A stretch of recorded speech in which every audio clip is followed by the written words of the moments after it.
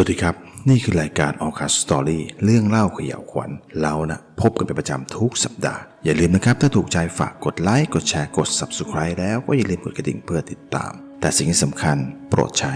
วิจารณญาณในการรับฟังแต่ถ้าใจคุณไม่กล้าพอโปรดอย่า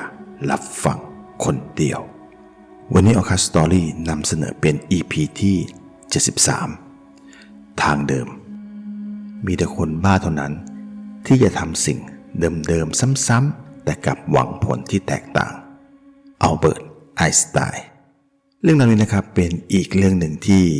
ทรหดมากสำหรับผมในการเดินทางร่วมกันของผมอาจารย์แล้วก็พี่นัทที่ตอนนี้รถตู้ของพี่นัทได้กลายเป็นรถตู้ประจำสำนักของเราไปแล้วคือเรื่องราวมันเริ่มต้นที่ลูกศิษย์ของอาจารย์คนหนึ่งนะครับที่ชื่อดันไนคือเขาเป็นรองผอ.ของโรงเรียนรัฐบาลที่ดังมากนะครับในกทม.ซึ่งการได้รู้จักกันระหว่างท่านรองดันไนเนี่ยกับอาจารย์นั้นมันยาวมากสามารถที่จะนำมาเล่าได้ EP หนึ่งเลยถ้าใครอยากฟังขอเสียงไว้ใต้คอมเมนต์ด้วยนะครับถ้ามีคนต้องการฟังสัก 3,000 คนขึ้นไปผมก็จะบ้าเหรอขอแค่มี376เสียงนั่นก็จัดตั้งรัฐบาลได้แล้วคือไอ้เรื่องคุกเรื่องตารางเนี่ยผมเก่งจริงๆเลยเชียวคือขอให้มี FC ต้องการฟังขอมาก็พอผมจะได้รีบทำและแซงคิวให้นะครับแล้วกลับมาที่ท่านรองดันไนกันดีกว่าคือวันนั้นท่านดันไนเข้ามาหาอาจารย์เพื่อที่จะมาเล่าเรื่องราวบางอย่างให้ฟังเพื่อจะขอคำปรึกษาคือมีคืนหนึ่งท่านรองดันไนท่านฝันว่ามีตายายคู่หนึ่งนุ่งชุดเสื้อหม้อห้อมเก่าๆตาใส่กางเกงขากล้วยแบบเป็น3ส่วนส่วนยายก็นุ่งผ้าถุงสีดำมายืนกวักมือเรียกท่านและบอกว่าให้ท่านมาซื้อที่ตรงนี้ซะคือบ้านของท่านรองดันไนซึ่งเป็นบ้านเกิดนะครับท่านอยู่ที่จังหวัดเพชรบูรณ์และที่ตรงที่ฝันเห็นตายายนั้นมันอยู่ลึกถัดจากที่ของคุณพ่อของท่านรองดันไนไปประมาณสักกิโล2กิโลเองซึ่งในบริเวณนั้นเป็นสวนมะขามทั้งหมดเลยและหลังจากที่ตื่นท่านรองก็ไม่ได้คิดอะไรนะครับก็เป็นเพราะว่าท่านเองก็ไม่คิดจะซื้อที่ตรงนั้นอยู่แล้วและก็ไม่มีเงินจำนวนมากขนาดนั้นด้วยเพราะว่าที่ผืนนั้นมีขนาดมากกว่า50ไร่เลยมันก็ต้องใช้เงินเยอะอยู่พอสมควรนะครับผมหลังจากนั้นก็ผ่านไปสักกี่วันก็ไม่รู้นะครับเพราะว่าท่านจำไม่ได้อยู่ๆที่บ้านที่ต่างจังหวัดก็โทรมาบอกว่าคุณพ่อของท่านหัวใจล้มเหลวเฉียบพลันเสียชีวิตหลังจากที่ขับรถกลับมาจากการไปดูคนงานใส่ปุ๋ยต้นมะขามในสวนนั่นแหละครับการจากไปของคุณพ่อทำให้ท่านรองดันไนได้รับมรดกครับก็เป็นสวนมะขามหวานของคุณพ่อนั่นแหละก็ประมาณสัก30กว่าไร่กับเงินที่คุณพ่อเก็บสะสมไว้เป็นจำนวนนิดหน่อยครับไม่มาก15ล้านเองและก็แถมด้วยสัญญาจะซื้อจะขายที่ดินฉบับหนึ่งและปรากฏว่าตอนที่ท่านรองดันไนไปดูมันก็คือที่ดินตรงที่ตากับยายคู่นั่นแหละครับบอกให้ท่านรองมาซื้อถึงตอนนั้นท่านรองดันไนบอกว่าแวบแรกที่เห็นคือขนลุกไปทั้งตัวตอนเดินเข้าไปดูสวนมะขามหวานท่านเห็นคนงาน2ผัวเมียลักษณะคล้ายๆกับตายายคู่นั่นแหละครับผมเดินอยู่ในสวนคือแบบว่าเห็นหลังไวๆอะไรประมาณนั้นแหละครับแล้วก็หายไปไหนก็ไม่รู้แต่ว่าในสวนคือตรงบริเวณนั้นที่ตากับยายหายไปมันไม่มีมุมที่จะซ่อนตัวได้เลยคือที่เห็นก็เห็นแต่ต้นมะขามขนาดใหญ่ที่ยืนต้นตายเพียงต้นเดียวเท่านั้นและในสัญญาจะซื้อจะขายฉบับนั้นระบุให้คุณพ่อของท่านรองดันไนต้องชำระเงินเป็น3งวดคืองวดละ5ล้านซึ่งคุณพ่อได้จ่ายไปแล้ว2งวดก็รวมเป็นเงิน10ล้านเหลืองวดสุดท้ายอีก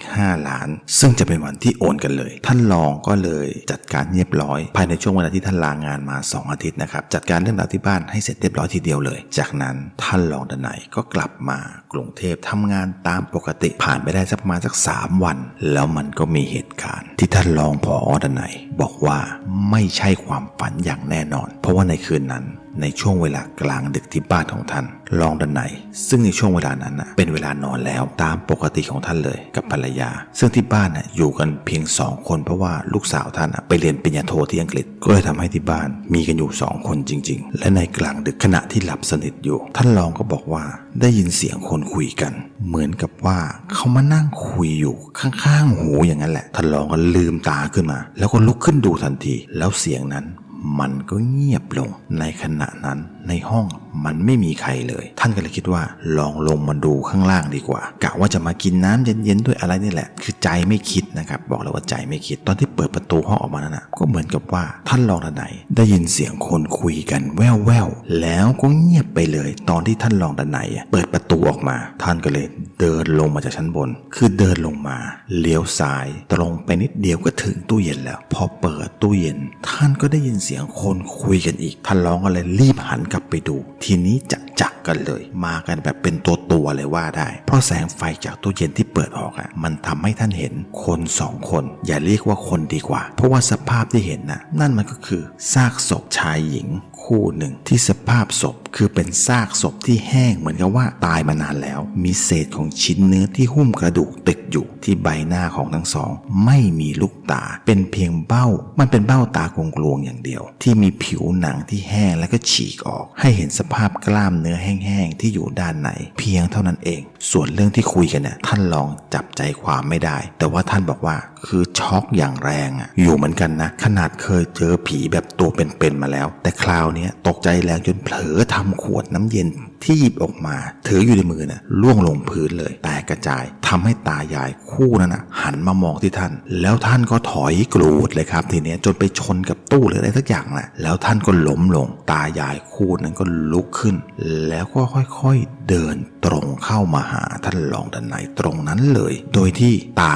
นั่งยองๆลงแล้วก็เอาหน้าเข้ามาจ่อแบบใกล้ๆหน้าของท่านรองดนัยแบบว่าจมูกชนปลายจมูกกันเลยก็ว่าได้แต่ที่หนักนะครับคือกลิ่นมันหนักกว่าความน่ากลัวเพราะว่ามันเป็นกลิ่นของซากที่เน่ามันเหมือนกับว่าศพเนี่ยฝังอยู่ใต้ดินมีทั้งกลิ่นของดินผสมกับกลิ่นเน่าเหม็นอับมันเหม็นยังไงก็ไม่รู้แต่ดีนะที่เมื่อตอนหัวค่ำกินยาลดความดันไปกับยาบำรุงหัวใจไปแล้วไม่อย่างนั้นล่ะครับไม่รอดอันนี้ท่านลองบอกเองนะครับตาก้มลงมาจ้องหน้าซะขนาดนั้นแต่ว่าตาไม่ได้พูดอะไรแต่กลับมีเสียงที่มันดังขึ้นมาในหัวว่าตากับยายไม่มีที่อยู่บ้านพังแล้วขออยู่ที่เดิมนะเอาบ้านเดิมไปทำมาใหม่ก็ได้ขอสีขาวนะยายชอบคือตอนที่เห็นว่าตาก้มหน้ามาท่านลองหลับตาปีเลยพอเสียงหายไปท่านลองดนัยก็ค่อยๆลืมตาขึ้นดูมันปรากฏว่าท่านนอนอยู่บนเตียงที่เดิมเลยแค่เหงื่อแตกซิกไปทั้งตัวซึ่งในตอนแรกท่านบอกเลยว่าคิดว่าฝันไปแน่ๆแต่พอที่ท่านอาบน้ำแต่งตัวแล้วก็ลงมาด้านล่างจะไปทำงานนั่นแหละครับภรรยาของท่านเดินตรงเข้ามาหาแล้วถามแบบตรงๆแบบจะเอาผิดเลยว่าเมื่อคืนทำขวดน้ำตกลงพื้นหกแตกกระจายทำไมไม่เก็บท่านลองดนัยถึงกับอ้าปากค้างเลยแล้วก็คิดว่าเมื่อคืนมันไม่น่าจะใช่ความฝันแล้วจากนั้นพอถึงที่ทำงานก็มีสายโทรเข้ามาจากที่บ้านที่จังหวัดเพชรบูรณ์บอกว่าเมื่อคืนพายุมันเข้าทำให้ต้นมะขามหวานเก่าแก่ที่อยู่ในสวนอันใหม่นี่แหละที่ท่านเพิ่งซื้อมานั่นแหละครับโค่นล้มลงมาทั้งต้นเลยจะให้ผู้จัดการเขาจัดการอย่างไรดีท่านรองดนัยวันนั้นไม่ทำงานแล้วครับพอวางสายเสร็จปุ๊บก็รีบมาหาอาจารย์แล้วก็รีบมาเล่าเรื่องนี้ให้ฟังเพื่อขอคำปรึกษาอาจารย์ก็นั่งเงียบไปสักพักหนึ่งแล้วก็สรุปได้ว่าอาจารย์ให้ทำศาลให้กับตายายโดยที่เป็นศาลขนาดเล็กเท่าศาลเพียงตาและก็ทำจากไม้มะขามหวานต้นที่โค่นมานั่นแหละโดยที่ต้องเอาไม้มากรุงเทพก่อนให้ช่างที่ชำนาญในพิธีกรรมและก็ช่างฝีมือของพราหมณ์เป็นผู้ทำให้เพียงเท่านั้นและอาจารย์จะเป็นคนหาฤกษ์และก็ทำพิธีตั้งศาลให้เองทุกอย่างจบลงด้วยดีในที่สุดก็ถึงวันที่ต้องเอาศาลตายายที่สร้างเสร็จแล้วไปส่งที่สวนมะขามหวานของท่านรองดนัยตัวศาลฝ่ายช่างของสำนักพราหมณ์ทำส่งไปก่อนล่วงหน้าแล้ว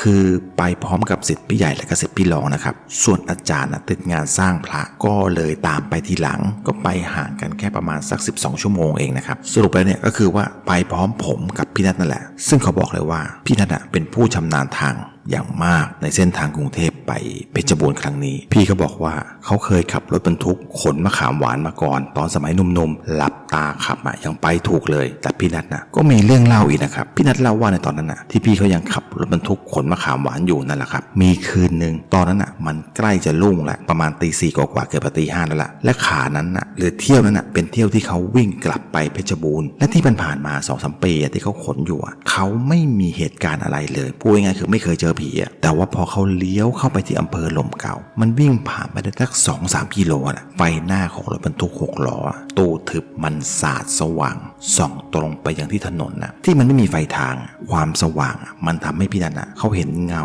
เป็นเงาดำๆของชายคนหนึ่งกำลังเดินอยู่ริมถนนในมือถือถุงขนาดใหญ่2 ถุงด้วยมือทั้ง2 ข้างกำลังเดินช้าๆอาจจะเป็นเพราะว่าของที่หนักอยู่ก็เป็นได้พอเข้าไปใกล้อีกนิดนึงเขาก็เห็นเป็นชายชราคาดเดาๆนะครับผมน่าจะอายุประมาณสัก70หรืออาจจะมากกว่านั้นก็ได้หน้าตาเหี่ยวย่นและก็บ่งบอกถึงความเหนื่อยล้าพี่นัทเขาไม่รอช้าเลยครับจอดรถแล้วก็วิ่งตรงไปหาที่ลุงคนนั้นยิ่งเข้าไปใกล้ก็ยิ่งรู้ว่าลุงคนนั้นเขาแก่มากเพียงไหนแต่ว่าที่พี่นัทเขาคิดไว้มือทั้ง2 ข้างสั่นด้วยความล้าจากการถือของนะพี่นัทก็เลยเข้าไปช่วยถือแล้วมันก็หนักจริงๆเพราะว่ามันคือกับข้าวเป็นถุงๆเลยแล้วก็ข้าวสวยร้อนๆเป็นถุงๆเลยเต็มไปหมดยัดใส่ถุงพลาสติกขนาดใหญ่มาเลยเหมือนกับว่าลุงแกจะไปเอามาจากวัดหรือมูลนิธิที่เขาเอามาแจกให้คนจนๆได้กินกันเพราะดูจากสภาพของลุงตอนนั้นคือเสื้อผ้ามันเก่ามากสกปรกด้วยมันก็ยังมีรอยขาดวิ่นอีกเป็นจุดๆอีกนะครับพี่นัทถามอะไรก็เหมือนกับว่าลุงเขาจะหูไม่ค่อยดีหรือไม่ได้ยินก็เป็นได้หรือที่เขาคิดนะครับลุงแกคงจะแก่แล้วความจำเสื่อมจำบ้านไม่ได้พี่นัทก็เลยพาลุงขึ้นรถแล้วก็ขับพาไปยังสถานีตำรวจแต่พี่นัทก็ยังสังเกตนะครับตอนที่นั่งรถไปลุงไม่ได้พูดอะไรเลยได้แต่มองไปรอบๆเหมือนกับว่าจำอะไรไม่ได้เลยเหมือนกับคนที่นั่งแล้วก็ไม่รู้ว่าไปไหนอะไรอย่างเงี้ยพอถึงสถานีตำรวจพี่นัทก็เข้าไปคุยกับตำรวจอยู่ข้างในจากนั้นก็พาลุงเขาเข้าไปพอพี่นัทคุยกับตำรวจเสร็จก็เดินออกมาตอนจังหวะที่เดินออกมาจะกลับมาหาลุงนั่นแหละครับผมก็หยิบเงินขึ้นมาในตัวนั้นเขาบอกว่ามีอยู่400เขาหยิบออกมา300เลยแล้วก็เดินตรงเข้าไปหาลุงแล้วก็พูดว่าเดี๋ยวตำรวจเขาจะไปส่งนะลุงเอาเงินนี่ไปแล้วพี่นัทก็เอาเงินยัดใส่มือลุงคนนั้นรับเงินทั้งน้ำตาจากนั้นลุงก็พูดซึ่งเป็นการพูดกับพี่นัทครั้งแรกเลยตั้งแต่นั่งรถมาว่าบ้านกูอยู่ตรงที่มึงลากกูขึ้นมานั่นแหละกูออกมารอจะใส่บาตรพระแล้วมึงก็ลากกูขึ้นรถมาทำไมคือจริงๆแล้วเนี่ยผมควรจะข้ามตอนนี้ไปนะไม่ควรเสียเวลาชีวิตมานั่งฟังเขาเลยไปต่อกันดีกว่าเพราะเราต้องเดินทางกัน400 กว่าโลใช้เวลา6 ชั่วโมงเราจึงเลือกการเดินทางในตอนกลางคืนคือออกจากกรุงเทพ5 ทุ่มกว่าแล้วกว่าจะไปถึงที่นั่นก็กะกันว่าน่าจะเช้ามืดนะครับพอเราเดินทางออกมาได้ไม่นานเท่าไหร่เองอาจารย์ผมคนแรกเลยครับคือหลับสนิทเลยก็เลยทำให้ผมนั่งตาค้างอยู่กับพี่นัท2 คนแล้วก็คุยกันไปคุยกันมาเรื่องสัพเพเหระนั่นแหละครับคุยกันเรื่องอะไรนะผมจำไม่ได้ตอนนั้นแต่ผมรู้ว่ามันไร้สาระมากแต่มีอยู่จังหวะหนึ่งที่พี่นัทเอาอีกแล้วครับอยู่ๆพี่เขาก็ถามขึ้นมาอีกว่าถ้าผมขับรถด้วยความเร็วสูงเจอคนท้องกำลังข้ามถนนมาทางด้านซ้ายแล้วก็มียายแก่ๆงกเงื่อนกำลังจะเดินข้ามถนนจากทางด้านขวาถ้าเป็นคุณคุณจะเลือกเหยียบอะไรผมตอบเลยว่าคนแก่อย่างน้อยก็เสียไปชีวิตเดียวพี่นัทตอบไม่ใช่ผมสวนเลยคนท้องมันเป็นเหตุสุดวิสัยมันมีทางเลือกไม่ใช่ผมก็เลยงงยอมก็ยอมพี่นัทก็เฉลยว่าทำไมไม่เหยียบเบรกล่ะทีเนี้ยรอดทั้งคู่เลยนะผมสตันไป3 วิแล้วพี่นัทก็เหยียบเบรกจริงๆคือผมตกใจเลยชะโงกหน้าไปดูแล้วก็มองไปที่กระจกหน้าเห็นหญิงสาวคนหนึ่งอายุน่าจะประมาณสัก20ไม่เกิน25นั่นแหละคือแต่งกายเรียบร้อยนะครับใส่กางเกงยีนขายาวเลยเสื้อยืดลายการ์ตูนอะไรก็ไม่รู้ละแล้วก็ใส่เสื้อกันหนาวเป็นแขนยาวแล้วก็ที่แบบที่มีฮู้ดเธอมาพร้อมกับเป้อีกใบหนึ่งพี่นัทพูดก่อนที่จะลงไปว่าเธอน่าจะกำลังเดินทางแบบมุ่งหน้าไปทางเดียวกับเรานะเพราะว่าตอนที่เธอเดินไปเธอคอยหันหน้ามามองว่ามีรถวิ่งมาหรือเปล่าพอเห็นแสงไฟจากรถเราเธอก็หยุดเลยแล้วก็โบกมือเรียกและก่อนที่พี่นัทจะลงไปผมยังแซวเลยว่าถามก่อนนะว่าบ้านเธออยู่แถวนี้หรือเปล่าพี่นัทก็ลงไปเลยแล้วก็ไปคุยไม่นานนะครับแป๊บเดียวจริงๆแล้วพี่นัทก็เดินกลับมาพร้อมกับเธอแล้วก็ให้หญิงคนนั้นมานั่งอยู่ข้างหน้าเพราะไม่อยากที่จะไปรบกวนอาจารย์ตอนที่หลับจากนั้นแล้วก็คุยกันไปคุยกันมาก็เลยรู้ว่าเธอเป็นค คนจังหวัดเลยมาทำงานที่โรงงานขนาดเล็กในจังหวัดสระบุรีนี่แหละแล้วโรงงานเกิดไฟไหม้ปิดกิจการไปไม่มีเงินจ่ายให้คนงานด้วยเธอก็เลยจะกลับบ้านผมถามเธอทันทีเลยว่านี่เธอคิดจะเดินจากตรงนี้เนี่ยกลับไปถึงเมืองเลยจริงๆเหรอเธอก็บอกว่ากะว่าจะอาศัยรถเขากลับเหมือนตอนขามานั่นแหละมันก็แปลกดีนะจากนั้นพี่นายก็คุยเรื่องต่างๆนานาไปตามนิสัยเขานั่นแหละครับตอนนั้นผมก็แบบเริ่มง่วงๆแล้วแต่คนที่หลับสนิทสิครับเหมือนมีใครใส่ยานอนหลับให้อาจารย์กินเลยนะแบบหลับสนิทนอนกลนอยู่ด้วยพอผมเอนตัวแบบเอนหลังลงไปคือเคลิ้มแบบจะหลับพี่นัทก็เหยียบเบรกแบบล้อตายเลยคราวเนี้ยตูดรถสะบัดข้างซ้ายไปเล็กน้อยเลยผมผวาแล้วก็สะดุ้งขึ้นมาที่เห็นจากกระจกหน้าที่มองออกไปคือมันในระยะประชิดแล้วพี่นัทกำลังจะชนคนคืออีกประมาณเมตรหรือ2 เมตรนี่แหละมันระยะใกล้มากก็โดนแล้วก็โดนจริงๆพี่นัทขับรถเข้าชนผู้หญิงคนนั้นอย่างจังเลยร่างของเธอฟาดเข้าที่หน้ารถตู้ของพี่นัทอย่างแรงหัวของเธอฟาดที่กระจกจนกระจกแตกแต่ก็ยังดีที่มันเป็นกระจกแบบเซฟตี้คือมันแตกแต่ก็ยังติดกันเป็นแผ่นอยู่นะครับก่อนที่ผู้หญิงคนนั้นจะกระเด็นไปประมาณสัก5 เมตรนะครับเห็นจะได้ผมกับพี่นัทรีบลงไปดูสภาพของหญิงคนนั้นคือหัวของเธอฟาดกับพื้นอย่างแรงที่ด้านซ้ายมันแนบอยู่กับพื้นคอหักแบบ90 องศาเลยเพราะว่าลำตัวของเธอนั้นยกสูงขึ้นแขนซ้ายยืดออกมาทางด้านหน้าหัก3 ท่อนเห็นกระดูกต้นแขนทะลุเนื้อออกมาเลยแขนขวาพาดไปทางด้านหลังแบบบิดเบี้ยวหัวเข่าทั้ง2 ข้างที่ติดอยู่กับพื้นมันเปิดออกเห็นเส้นเอ็นสะบ้าเข่าได้อย่างชัดเลยคือพูดง่ายๆเธอตายในท่านอนตูดโด่งนะครับที่มันสยองก็คือที่หน้าท้องของเธอมันมีแผลฉีกขาดจากแรงกระแทกทำให้เกิดบาดแผลฉีกขาดจนลำไส้เล็กมันทะลักออกมาเลือดนองเต็มพื้นไปหมดผมกับพี่นัทช็อกแบบว่ามือไม้สั่นกันไปหมดจนแบบไม่รู้จะทำยังไงดีตอนนั้นผมว่าเป็นใครมันก็สติแตกนะพี่นัทซุดตัวลงนั่งกับพื้นแล้วเอามือกุมหัวเลยผมรีบวิ่งกลับไปที่รถคือกะว่าจะไปเอาโทรศัพท์โทรแจ้งตำรวจแต่มันก็มีเหตุที่ว่าประตูมันเปิดไปออกประตูเลื่อนมันเปิดไม่ได้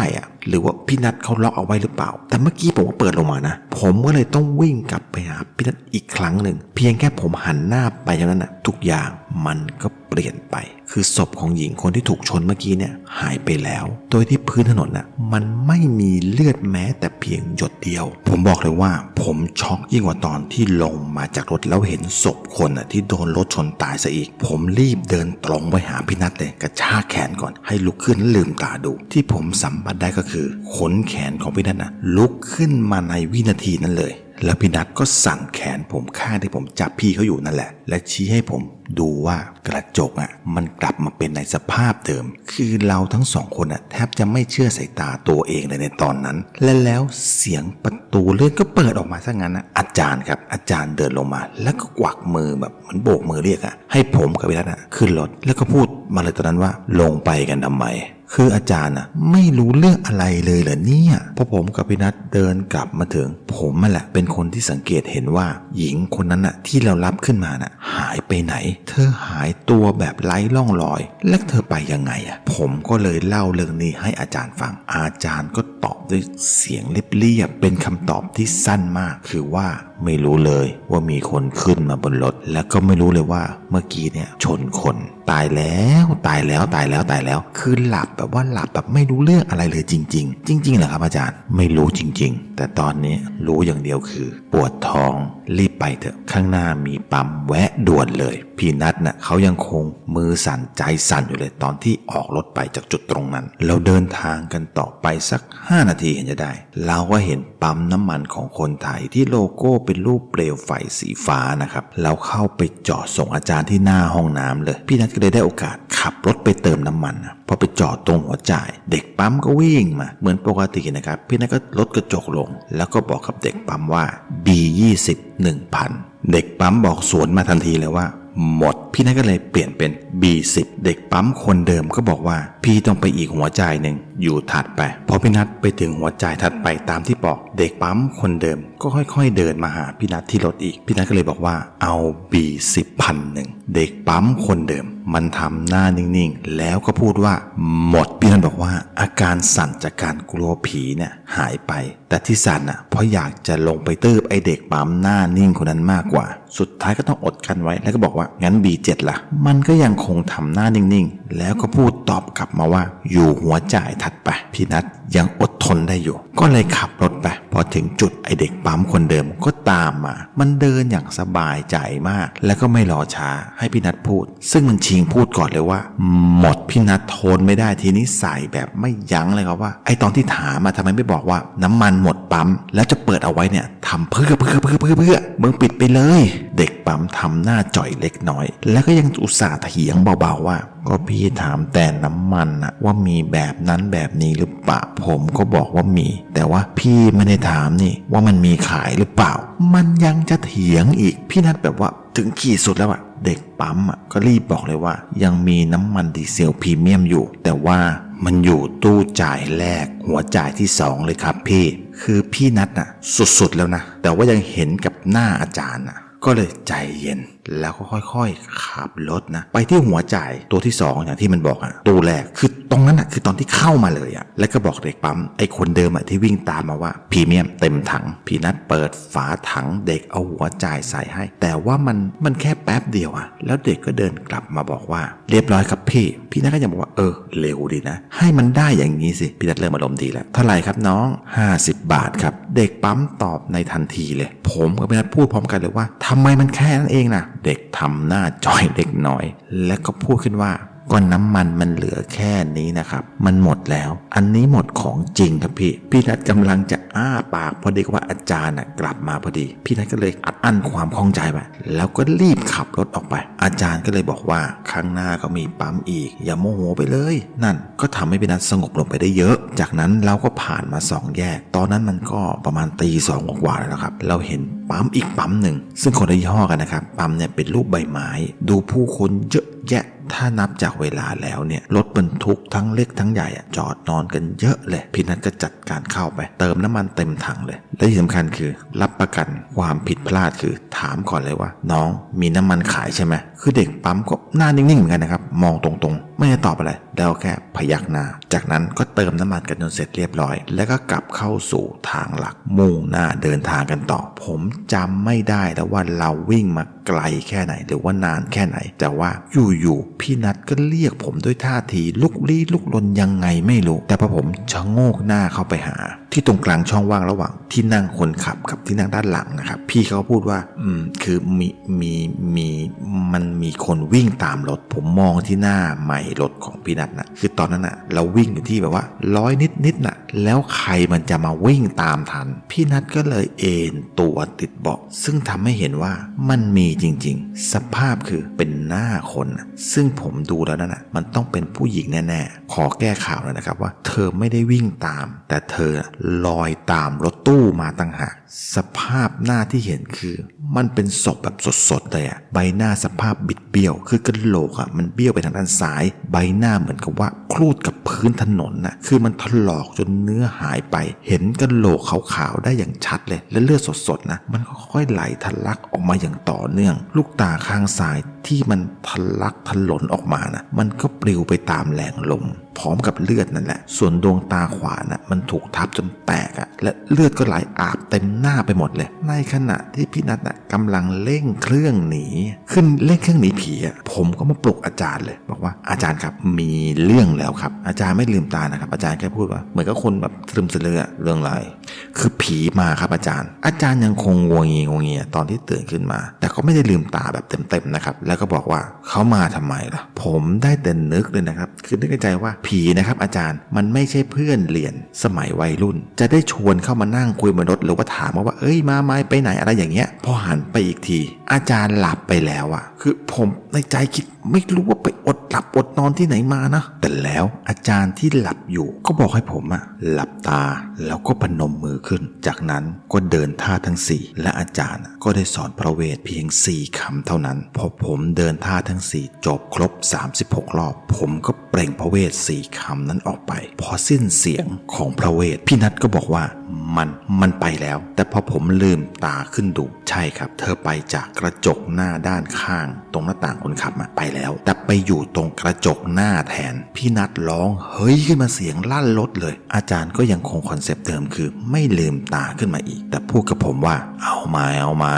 สอนไม่เคยจำตอนเดินธาตุให้นึกถึงพระพุทธคุณพระธรรมคุณพระสังฆคุณทำใจให้สงบยิ่งนิ่งเท่าไหร่ยิ่งทำให้พระเวทมีกำลังมากขึ้นเท่านั้นมันจะสงบได้ยังไงนะครับอาจารย์สภาพที่เธอเกาะกระจกคือมันเละไปทั้งล่างแล้วเลือดมันยังทะลักออกมาอยู่เลยคือหญิงคนนั้นแบบมาในสภาพที่แบบเป็นศพสดๆเลยนะครับใบหน้ามีสภาพบิดเบี้ยวคือกระโหลกมันเบี้ยวไปทางด้านซ้ายใบหน้าเหมือนคลูดไปกับพื้นถนนเลยแล้วเธอก็เอาหน้าแนบติดกระจกเลยนะคือสภาพแผลคือมันถลอกจนเนื้อหายไปเห็นกระโหลกขาวๆเลยและก็ยังมีเลือดสดๆยังคงไหลทะลักออกมาเปิดกระจกอยู่อย่างต่อเนื่องเลยสภาพแขนที่หักออกเป็นหลายท่อนซึ่งในบริเวณต้นแขนของทั้งสองข้างมันหัก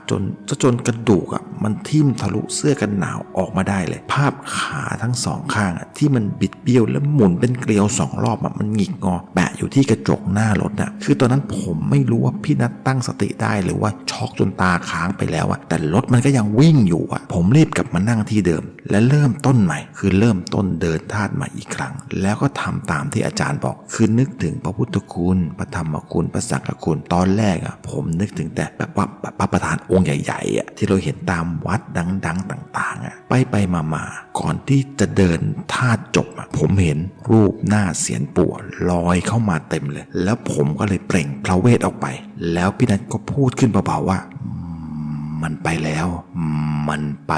วจากนั้นนะครับผมเครื่องมันก็กระตุก2 ครั้ง 3 ครั้งได้แล้วเครื่องก็ดับไปเลยรถวิ่งไหลตามแรงส่งก่อนที่เครื่องมันจะดับไปพี่นัทตกใจคือว่าโดนผีเล่นงานอีกแล้วแน่ๆแต่ปรากฏว่ามันไม่ใช่ครับแต่สิ่งที่ทำให้เครื่องมันดับก็คือน้ำมันหมดแบบว่าขีดมันตกจนจะหลุดออกมาจากหน้าปัดไม้อยู่แล้วตัวสีแดงเป็นรูปน้ำมันสว่างชัดเจนอยู่กรุงเทพยังเห็นแต่ว่าเราเพิ่งเติมไปเองนี่นาผมว่างานเนี้ยผมต้องคุยกับพี่นัทยาวๆแล้วล่ะว่าที่ผ่านมามันคืออะไรพอเราหยุดรถสนิทเพราะว่าพี่นัทพาเราเข้าข้างทางอย่างปลอดภัยและไม่มีรถวิ่งตามมาหรือว่าวิ่งสวนทางมามันก็ใช่สิครับนี่มันตี 3 กว่าเข้าไปแล้วพอรถจอดเสร็จพี่นัทก็ไม่ลงจากรถนะแล้วก็ไม่ได้พูดอะไรเลยผมก็ได้นั่งคิดว่าจะทำยังไงดีส่วนอาจารย์คงเส้นคงวาคือยังคงหลับสนิทเหมือนเดิมทีเนี้ยแล้วเราจะทำไงกันล่ะจะปลุกอาจารย์ก็คงเปล่าประโยชน์เพราะจะให้อาจารย์มาช่วยเข็นก็คงจะไม่ไหวจะโทรขอความช่วยเหลือคือในสมัยนั้นนะครับผมในแถบต่างจังหวัดคลื่นสัญญาณมันก็ไม่ชัดเจนแบบมีหายอยู่อย่างนั้นโทรออกก็ไม่ได้และผมว่าคิดอะไรออกได้อย่างหนึ่งผมก็เลยชะโงกหน้าไปหาพี่นัทแล้วก็บอกว่าพระเวทที่ไล่ไปทำให้ผีมันไม่มาแล้วเราควรจะรีบเข็นรถให้พ้นจากพื้นที่นี้จะดีกว่าไหมเผื่อว่าเราพ้นเนินเล็กๆนี่ไปเราอาจจะเจออีกปั๊มหนึ่งก็ได้พี่นัทก็เหมือนกับว่าจะคิดได้ก็เลยลงมาเข็นรถตู้คือพี่นัทเข็นอยู่ด้านหน้าส่วนผมไปเข็นด้านหลังเราเข็นกันไปไม่นานเท่าไหร่แล้วครับเกือบชั่วโมงเหงื่อแตนใจจะขาดกันเลยไม่มีรถสักคันวิ่งผ่านมาเลยและก็ไม่มีวี่แววว่าเราจะได้เจอปั๊มน้ำมันเลยเพราะว่าเราเข็นรถตู้ผ่านมาหลายเนินแล้วมันก็ยังมองไม่เห็นเลยว่าจะมีแสงไฟที่เป็นปั๊มอยู่เลยแต่แล้วอยู่ๆผมก็รู้สึกเหมือนกับว่ามีคนเดินอยู่ใกล้ๆที่ด้านหลังผมบอกเลยว่าผมคิดในใจแล้วว่ามาอีกแล้วนะผมก็เลยชะโงกหน้าไปทางด้านขวาเพื่อจะมองไปข้างหน้าคือดูซิว่าพี่นัทเป็นอย่างไรบ้างใช่เลยครับแบบเดียวกันเลยคือสภาพที่มาแบบสภาพสดๆกันเลยอันนี้น่าจะเป็นผู้ชายนะผมเผาในกระเซาะกระเซิงแต่ด้านหลังมันมีแผลที่ใหญ่มากและชัดเจนเลยว่ากะโหลกมันเปิดออกเลือดสดๆกับสมองมันค่อยๆไหลย้อยเยิ้มลงมาเปลือกที่เสื้อเชิ้ตสีขาวด้านหลังแบบในสภาพเหมือนกับว่าเขานอนกลิ้งไปบนถนนมาเสื้อผ้าสกปรกมันเต็มไปด้วยรอยคราบดำๆและการเ เดินนะก็เดินไม่ค่อยถนัดนะคือผมเห็นจากด้านหลังนะครับผมก็ไม่ค่อยแน่ใจเท่าไหร่นั่นแหละครับเขาเดินตามพี่นัทอยู่ในระยะห่างกันแค่ 2-3 ก้าวเท่านั้นเองเพราะเมื่อผมรู้อย่างนั้นแล้วผมไม่หันไปมองดูข้างหลังผมเลยผมได้แต่ก้มหน้าหลับตาเข็นไปอย่างนั้นนะคือเข็นไปให้เร็วที่สุดนะแล้วก็เดินท่าเตรียมไล่พระเวทแต่ว่าด้วยความเหนื่อยความกลัวมันทำให้ผมรวบรวมสมาธิไม่ได้เลยแบบว่ามันต้องเริ่มใหม่อยู่หลายต่อหลายครั้งเลยแล้วอยู่ๆพี่นัทก็หยุดเข็นในเวทีนั้นเลยล่ะครับวิธีที่ผมได้ยินเสียงคนแก่แต่ว่าเป็นผู้หญิงนะครับคือเธอตะคอกมาเลยว่าพวกมึงเนี่ยนะเขาจะรีบไปงานกูไปกันให้หมดเลยนะถ้าเขาเป็นอะไรไปกูจะจัดการพวกมึงทั้งหมดด้วยตัวกูเองเลยคือเธอพูดไปนะครับแล้วก็เดินจากทางด้านหน้ารถก็คือทางพี่นัทนั่นแหละครับเดินตรงเข้ามาแล้วก็มาหยุดตรงผมแล้วก็ชี้หน้าด่าผู้ที่ยืนอยู่ข้างหลังผมแหละคือผมจ้องหน้า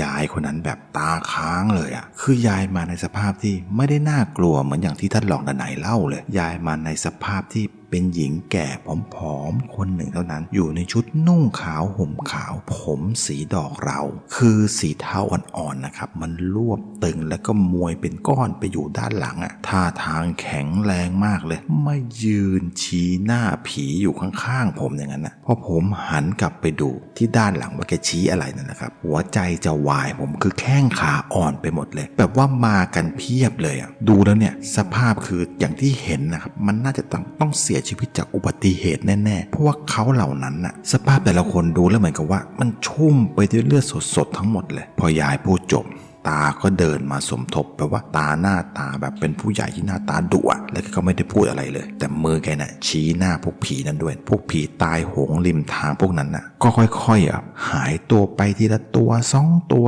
สุดท้ายคือหนักสุดเลยคือมาในสภาพที่แบบว่าคงโดนรถทับแบบขาดกลางตายคาที่คือพี่เขาไม่ได้เดินมาครับพี่เขาคลานมาที่น่าสงสารคือแบบว่าคือเขาคลานมาแบบว่าน่ากลัวสุดเลยทำหน้าแบบว่าเลือดชุ่มแบบทำหน้าแบบน่ากลัวแบบงานเนี่ยสร้างผลงานเอาง่ายๆสร้างผลงานหลอกคนได้แน่ๆคลานมาหลับหูหลับตาคลานมาพอลืมตามาอีกทีแล้วเพื่อนหายไปไหนหมดพอเงยหน้ามาเห็นตากับยายยืนกอดอกกระดิกเท้าแ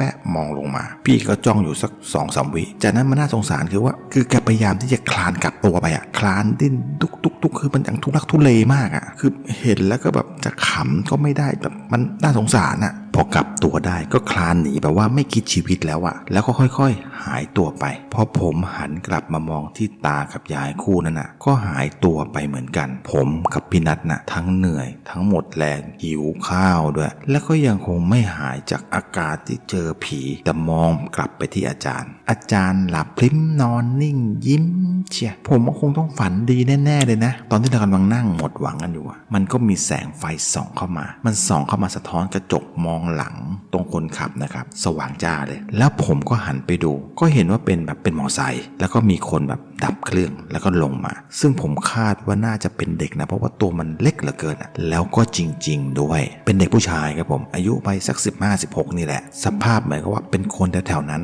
หน้าตาท่าทางดูเป็นคนที่มั่นใจพูดจาเก่งด้วยพอผมกับพี่นัทลงไปเขาก็เริ่มคุยในทันทีสวัสดีครับพี่น้ำมันหมดใช่ไหมครับคือพี่ผ่านปั๊มกวนตีนมาหรือเปล่าที่มันเปิดแต่ไม่ขายน้ำมัน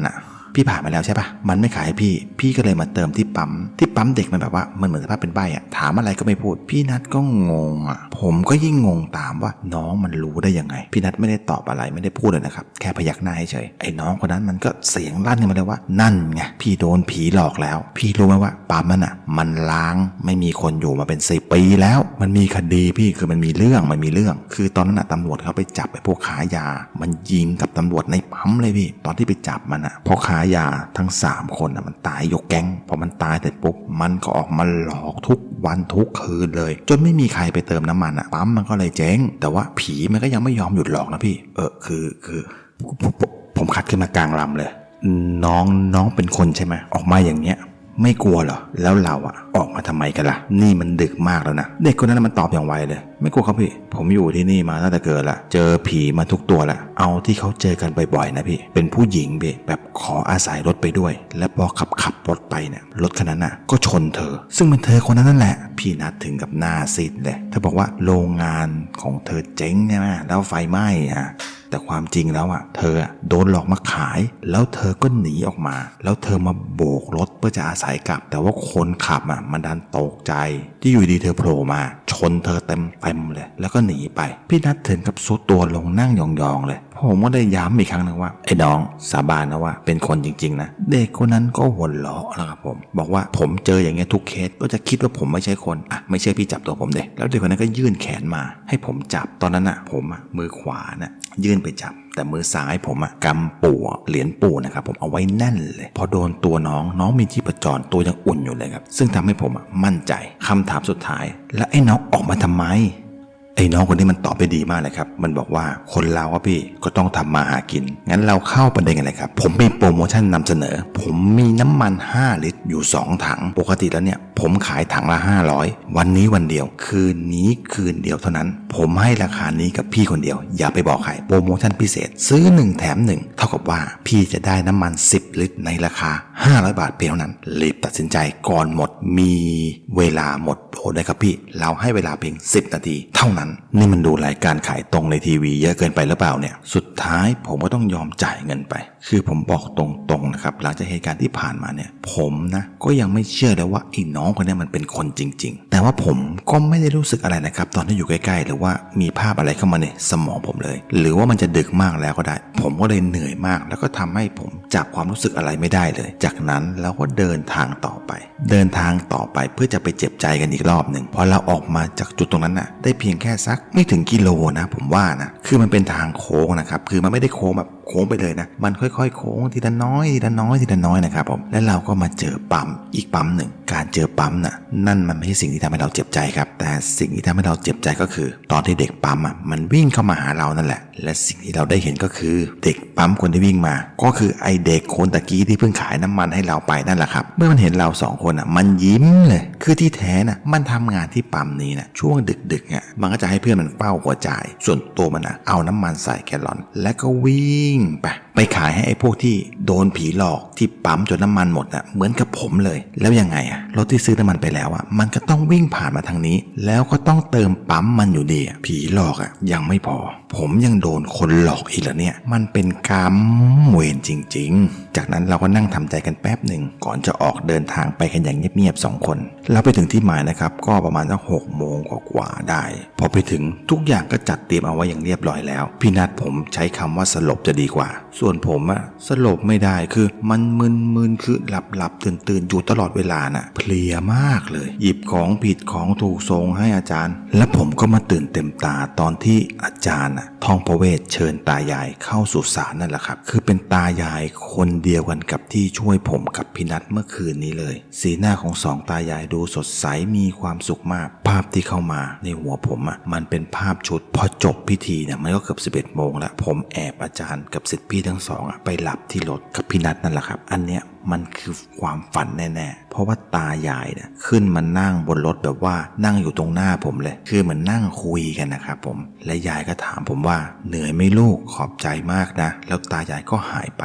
ผมไม่ได้ตื่นนะครับผมยังคงแบบหลับอยู่แล้วงานก็ผ่านไปได้ด้วยดีหลังจากที่ได้ไปตั้งศาลสักอาทิตย์หนึ่งผมได้ข่าวจากอาจารย์เรื่องของท่านรองผอ.ทนายมาว่าท่านรองได้เลื่อนเป็นผอ.แล้วเพราะว่าผอ.คนเก่ากำลังจะลาออกไปอยู่กับลูกที่ต่างประเทศพอดีท่านรองก็ได้เลื่อนตำแหน่งขึ้นเลยแต่ที่หนักกว่านั้นคือว่าคนงานสวนมะขามทั้ง2 แห่งเลยคือถูกหวยกันทั่วหน้าผมไม่รู้นะครับว่าถูกกันเท่าไหร่แต่ก็สามารถหาลิเกไปเล่นให้ตายายดูได้3 วัน 3 คืนก็แล้วกันออคัสสตอรี่ EP ที่73ทางเดิมตอนนั่งรถกลับมานะครับมีศิษย์พี่ใหญ่กับศิษย์พี่รองกลับมาด้วยและผมก็ยังคงหลับเป็นตาอยู่เหมือนเดิมจนอาจารย์บ่นเลยว่าผมไปอดหลับอดนอนที่ไหนมาถ้าเป็นพี่นัทก็ว่าไปอย่างเพราะเขาต้องขับรถพี่นัทก็อดไม่ได้ก็เลยเล่าเรื่องเมื่อคืนให้อาจารย์ได้ฟังพออาจารย์ได้ฟังแล้วถึงกับทำหน้างงแบบตกใจพร้อมกับพูดขึ้นว่าถ้าเกิดเรื่องขนาดนี้ทำไมไม่ปลุกอาจารย์ออคัสสตอรี่สำหรับวันนี้สวัสดีครับ